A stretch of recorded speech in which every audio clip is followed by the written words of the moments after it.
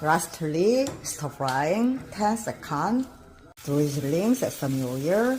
I'm done. 2 handfuls dried Pollack. 1 time watering without nutrition damage. Checking thin bone, I might fear one by one. Wow, there are so many.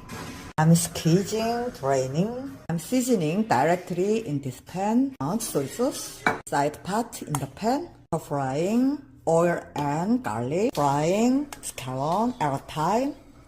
Like this.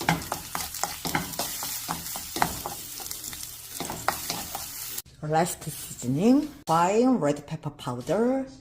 All together, stir frying. I added some water. This is all. Pour in today's highlight. Mixing very well.